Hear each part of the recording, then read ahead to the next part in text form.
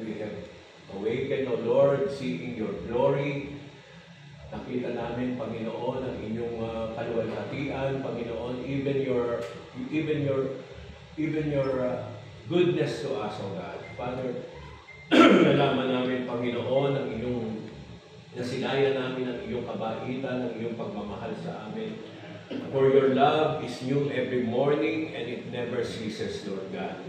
Father, we thank you for all the people that is present here, O God, even our speaker, Lord God. Salamat po sa aming parating ginagawang napakaibig Barangay Marilagdo po Tagapamayapa Seminar on Practical Guide in the Conduct of Mediation and Conciliation, Lord God. Father, salamat sa ibibigay mo sa aming karunungan na matatanggap namin, Panginoon, lahat ng iyong katuruan na gagamitin niyo po ang aming speaker, Lord God, just to impart to us His knowledge, O Lord, na papuso namin, Panginoon, at maibahagi namin sa ibang tao. Maraming pong salamat that your Holy Spirit is upon us. Your Holy Spirit touches us, O God. Father, we thank you, Lord, that your goodness, Lord God, abounds in each and every one of us in the name of Jesus, Lord. Father, we thank you, Lord. We thank you, Lord, for the strength. Thank you, Lord, for the healing. Thank you, Lord, for the prosperity that you have promised us. For you desired, Lord God, that we should prosper and we should be healed in the name of Jesus, Lord God. Father, we thank you. We bless you and we give you all the glory, the honor, and the praise that you alone deserve. In Jesus' name, amen. Now may I ask Lupon Lucho to lead us in our pambansang awit. Kaya ka na kamay sa kanibong bibig. Handa, awit. Kayang mag-iiw, pweras kasilanganan, alab ng puso, sa bibig mo'y buhay.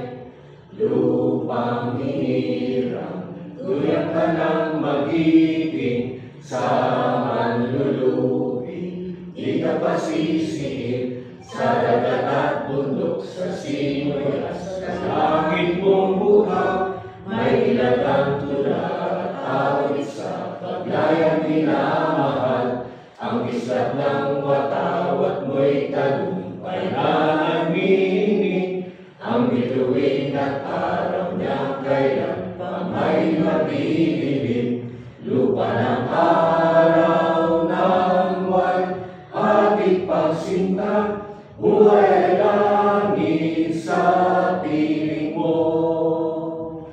Aming ligaya ng may mga api, ang mamatay ng dahil sa'yo.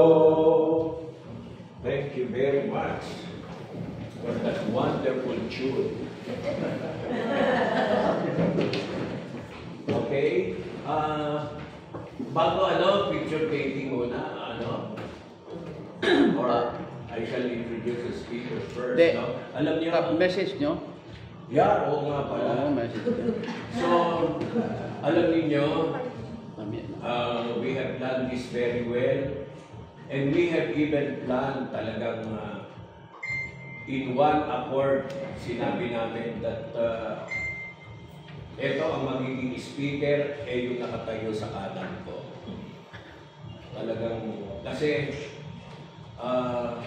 lahat ng ito, kailangan ng ating karunungan. We have to really, ilan pa ba ang ating last na ito? So, kailangan natin ng next year, mas lalo pa natin igtingin ang ating karunungan sa ating kaalaman, sa ating lubon tagapamayapa, sa katarungang pambarangay. At we need more seminars like this, no? In fact, dahil sa inyo, nagkakaroon tayo ng award, di ba? At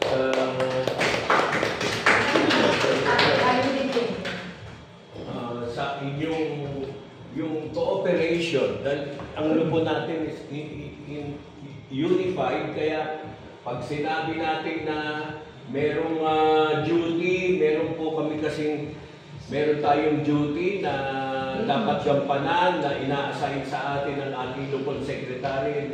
I thank you very much na ito lahat ay nagagampanan ninyo. Maraming pong salamat. No? So being this last meeting natin, and meron pa tayong isang benchmarking, no, nagaganapin sa November 20. Sa November 20. So another knowledge na naman ang ating ma-experience. So thank you very much for the yung iba kasi sa atin, si Bachi, wala, no? So, thank you very much sa ating 100% na attendance ngayong araw na ito. So, para natin na. So now, before anything else, alam niyo yung ating speaker ngayon, no? Hindi na iba sa akin. Kasi parati ko siyang nakikita at nakikipag-ugnayan kami sa kanya together with Sec Joy, no? Kasi lahat po ng aking mga ginagawang executive orders, ng ating mga resolusyon, ng ating mga ordinansa, bago po natin i-implement yan, dadaan muna sa City Sec, sa ating committee chairman ng Special Review Committee. I-review po muna nila yan, hindi po muna ma-approve, hindi isasalang na ganyan, hindi po muna i-approve yan. No? So, ang nag-a-approve po niyan, ang City Sec, sa katauhan po ng ating guest speaker, no? Kaya sabi ko nga sa kanya, parang hindi na rin naiba itong setup na ito. So, ang ating speaker ngayon is a lecturer on Center for Effective Legal Legislation. Di ba? No? Nakita nyo? And his educational background, a Doctor of Philosophy man lang. No? He has a Bachelor of Laws. He has a Master in Business Administration. Qualified ba siya? Parang hindi, ano? Mahina ang credentials. Qualified Over. So he has also a Bachelor of Science in Commerce, major in accounting. So siya po ay, yan po, gaya ng nasabi ko sa iyo, he is a chairman, lagi nilagay lang niya dito, member, pero chairman po namin sa Special Review Committee on Barangay Ordinances of our Quezon City Council. He is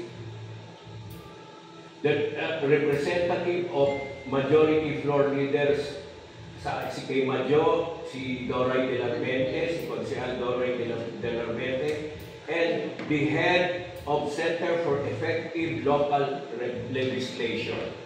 So, without further ado, palakpakan po natin na may kasamang hiyawan.